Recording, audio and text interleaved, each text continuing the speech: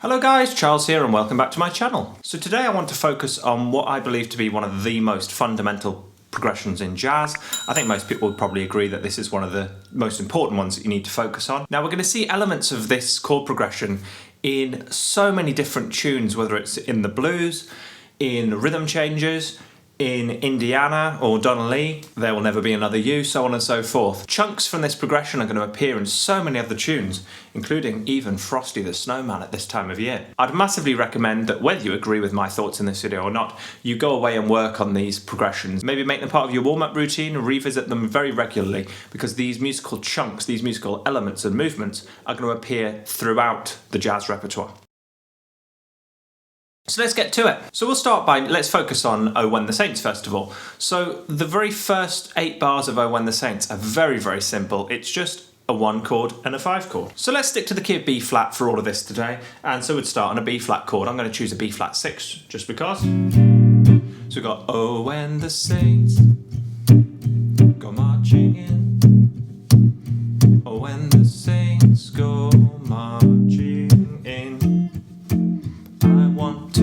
Okay, so we've got 8 bars there. Bar 7 and 8 are a 5 chord, and bar 1 through to 6 are a 1 chord. So on the 1 chord, obviously, we're just playing B flat major ideas or B flat blues scale ideas. And then we get this first very important movement. We need to be able to move from a 1 to a 5. And then in bar 9, we move back to 1 again. So just practicing going from 1 chords to 5 chords is a really important movement. So you use any ideas you want on that F7. We could use F mixolydian, we could use F altered, you could use the diminished dominant scale, so on and so forth. Got all those options available to you.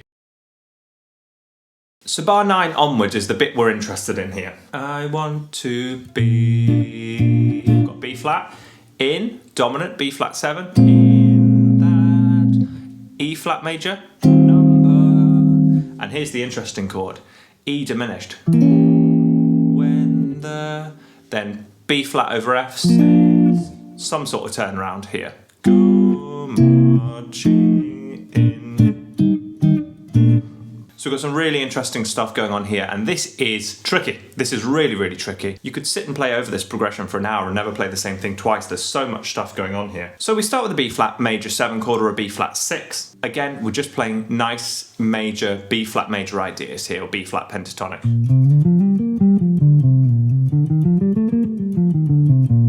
Either one of those sounds, because it's about to get exciting. So we need to have a nice solid foundation. We need to know what normal and home is. And it's B flat major. Then the next chord, already we've got a few different options here. B flat 7's a very common one. Because we're about to go to an E flat, so we need to springboard ourselves there, and a dominant chord is normally the way we do that. I want to be dominant in that number. So variations on that B flat 7, well, we could just go a 2-5, so we could put an F minor in there. I want to be in that number. But then that minor chord there, that makes me want to do a little walk. I want to be in that number. So that there's a F minor chord in its second inversion, actually, which is the 2 chord. Then going up to B flat over D, which resolves really nicely to E flat. And again, that's actually a chord that some people will put in. They'll go, I want to be in, and put a D in the bass at that point. That's B flat 7 over D. So the best thing to do at that point, really, is not get too carried away and just stick to, we've just played a B flat major. Just switch to B flat mixolydian at that point.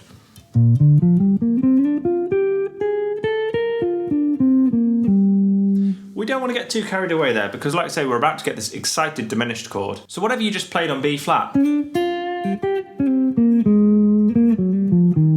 it's a good idea there to just dominantize it, mixolydianize it, whatever word you want to use, but flatten the 7 basically. Get us to the E flat. Nothing too flamboyant is necessary at that point, because the progression is so exciting, it's doing the work for us. So then we're on an E flat major of some sort, so it could be E flat 6 or E flat major 7 or a 6-9's very common. All nice options. So this one, again, it's just E flat major. We don't need to do anything too exciting.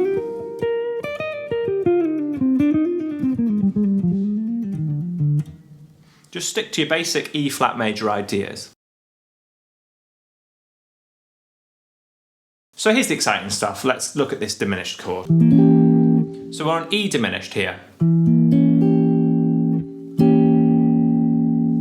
So how to tackle this E diminished is a really, really important skill. You never master it, you know, it's something you'll always come up with new ideas for this. Like I say, if you could play this for an hour, you'd always come up with new ideas. Now, what you choose to play depends on how much time you've got, so it depends on the speed of the song. So probably the two most common approaches you'll hear players doing on this diminished chord is either just sticking to whatever note they were previously on, like I want to be in that number, chord changes here but the melody note can kind of stay there, or happy birthday dear whatever your name is, or we just stay on that note while the diminished chord happens. What is the other note we were playing on the E flat major 7 to the diminished? Does that make sense? Or some sort of arpeggio idea, E diminished arpeggio. So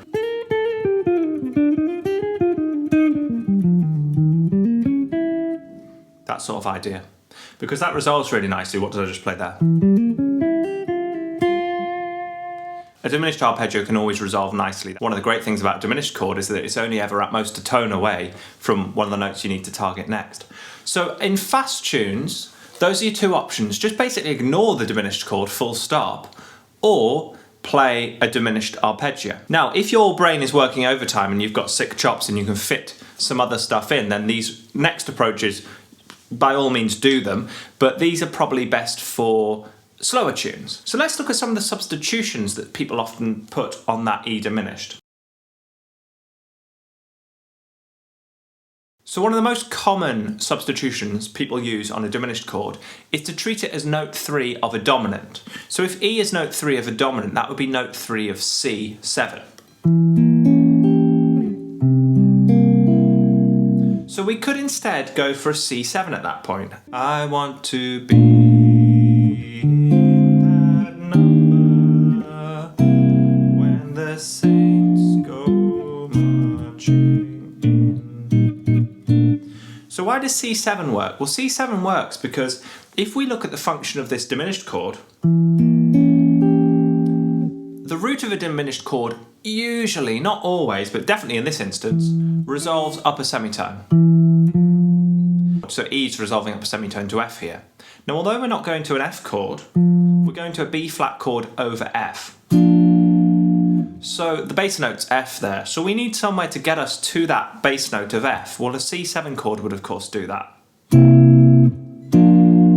hear that? Just going from a C7 works really nicely. So we can just play C mixolydian ideas if we like. Now, another common substitution is to not play the E diminished at all and instead make the E flat major E flat minor and give us a backdoor 2-5-1. I want to be in that number when the saints go marching in. Okay, so that's another option. We can go for an E flat minor there. So if we use E flat minor, creating a backdoor 2-5-1, we generally play a backdoor 2-5-1 with the melodic minor scale. So this is, although I'm playing E flat minor 7 there, really a better option would be E flat minor major 7, that sound there, which is kind of already a bit diminished. And then that gives me a 7 sharp 11 or a 7 flat 5 on the A flat. So we can play E flat melodic minor ideas, but probably want to play them in an A flat way, which gives us what we call the Lydian dominant, resolving up to our B flat. So that's another option for tackling this chord. But we're nowhere near finished yet. We've got plenty more options available to us. So let's go back to it just being a diminished chord, E diminished. We'll probably our first instinct on a diminished chord would be to play the diminished scale.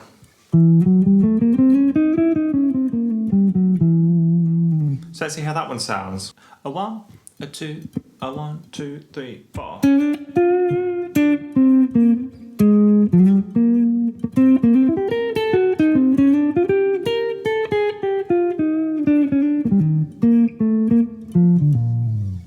Something like that, just a simple little arpeggio idea within the diminished scale there. So the diminished scale is certainly an option. Now we've still got more options to explore. Let's say we were treating this E diminished idea in a C way, so we're thinking of that as the third of C. What's our notes here? Well, we've got E, B flat, D flat and G.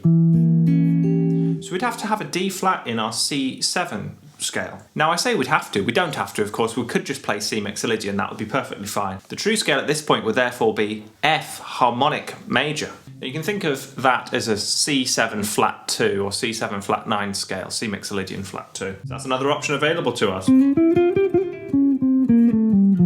Gives us that nice exotic sound. We know as well that we can play F harmonic minor because E diminished is the 7th chord in that chord scale. So we've got the option of playing the harmonic major or the harmonic minor or both.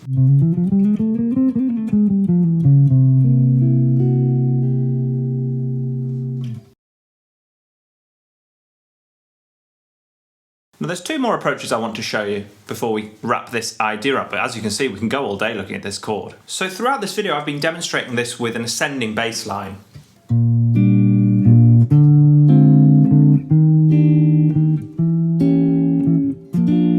But of course we could have a descending bass line. What would that give us? Well, we could have B flat 6 still. That's B flat over A flat. E flat major over G. So an F sharp 7 flat 5 resolves beautifully to a B flat over F. So I'm playing an F sharp 7 flat 5 here. In classical circles that's called an augmented 6th chord. Specifically that one would be a French augmented 6th chord. If you are doing your grade 8 music theory, that means it's got a sharp 11 in it as well. This is the best one. Let's not muck about. It's the best option. And Chopin would have done it, Liszt would have done it. I don't think Bach was doing augmented 6th chords, but please correct me if I'm wrong. I think this is more of a romantic invention. Beautiful sound. Fauré, Ravel, French composers, they would have loved this sound. How do we play on a 7 flat 5 chord? Well, there's great news here. A 7 flat 5 chord is symmetrical on the tritone, which means F sharp 7 flat 5 is C7 flat 5. They're the same chord. So the scale you can play over this, there's a few options here. First off is the symmetrical major scale. So the symmetrical major scale reflects the fact that this chord is symmetrical on its tritone. So we basically play the first 4 notes of the major scale on the F sharp and then the first 4 notes of the major scale on C. And it gives us all of the important notes. So on F sharp it gives us root, 2nd, 3rd, 4th. Then we go up a semitone at this point. And we're on C, that's our tritone.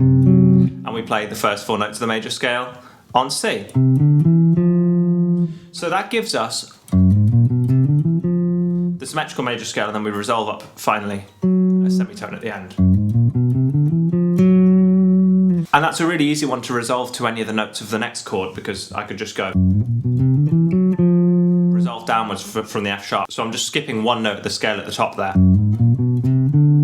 I should play an F next, but I'm skipping it and going straight to an F sharp, down to an F.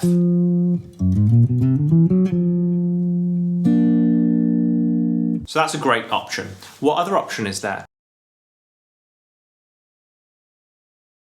Well, there's the family of 4 option. You can use any ideas on the F sharp and the C7, therefore you can use them on A and E flat as well. We've talked about that one until we're blue in the face on this channel, so I think we can give that one a miss. But family of 4 in this instance would be F sharp 7 ideas, A7 ideas, C7 ideas, and E flat 7 ideas. Brilliant, and that brings us to the final option. The final option, which I think is actually the correct way to play this.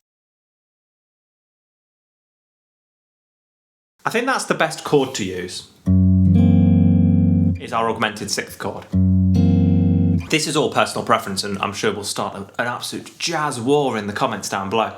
But on a secondary dominant, which again is a term I know that they use it slightly differently at Berkeley and in America than they do over here. But secondary dominant, I literally mean a dominant chord on the second degree of the scale. So in the key of B flat, that would be a C7 chord. A secondary dominant, a dominant built on the second, generally likes to take whole tone ideas. Now that's partly why the symmetrical major works so well, because it's just the whole tone scale with 2 passing notes. Add those 2 passing notes in.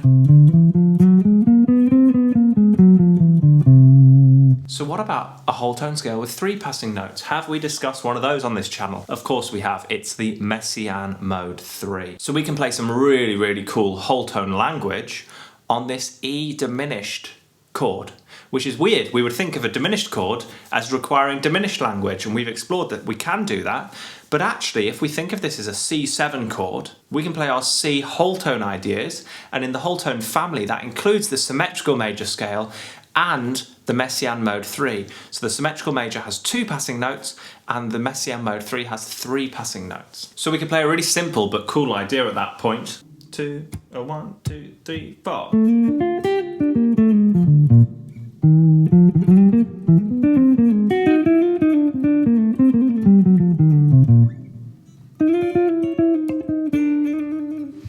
So a little simple idea like that, where I'm just exploring Messiaen mode 3 sounds. So I hope you get the idea here. We can sit and argue about this diminished scale all day, but really there's so many options available to us. I personally think the closest to a correct answer is one of 3 options. One is, in faster tunes, just completely ignore this chord. A lot of transcriptions do that. It's amazing how many people just disregard this tune. It's just kind of a function for the rhythm section, but not necessarily the soloist. The second option, like I say, is almost the same as that, but it's just to play it as a diminished arpeggio, and then any scalar issues are resolved there. You're just sticking to the notes of the chord, always a safe bet. And then thirdly, I think if you do have time, for example in a blues, I do personally like to play it as an augmented 6th chord sound, and I treat those types of chords with this whole tone approach, so either symmetrical major or my personal favourite, which is the Messiaen mode 3. If you'd like to know more about the Messiaen mode 3, then please do click up here where we've talked about it in great detail. It's a fantastic colour scale to bring all sorts of outside sounds to your playing. It's quite an approachable scale, so please don't feel intimidated by that one. It's not as complex as it seems. Like I say, essentially a whole tone scale with 3 passing notes. Now I'd love to know how you think of this diminished chord. So let me know down in the comments below the substitutions you would use for it and their appropriate scales. I think it would be really interesting to see all the different options. Also, any other tunes you can think of that have got this in it. Like I say, Happy Birthday, Oh When the Saints, Rhythm Changes, a blues. Goodness me, the list goes on, the list goes on. So let's talk about all that stuff down below in the comments. If you found that exploration interesting, please do give this video a like, subscribe, ding that notification bell, and share with any of your friends who might find this interesting and useful. And as always, I hope you're all doing very well, getting plenty of practice in, and I very much look forward to seeing you in the next one. Cheers. Roll up, let me embed a story you'll never forget. A drip, drip, but drowning in debt now. You can't buy your way out, and I heard you find it difficult to cope. Well, here